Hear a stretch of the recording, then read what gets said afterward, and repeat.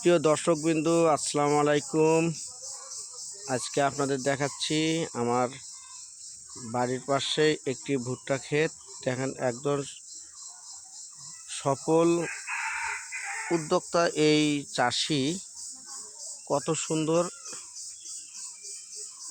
করে এই ভুট্টার চাষ করেছেন। তো আমি আপনাদেরকে একটি প্রতিবেদনে দেখাইছিলাম যে ভুট্টা চাষ রোপণ পদ্ধতি সম্পর্কে। তো এখন সেই ভুট্টাগুলো আজকে অনেক বড় হয়েছে।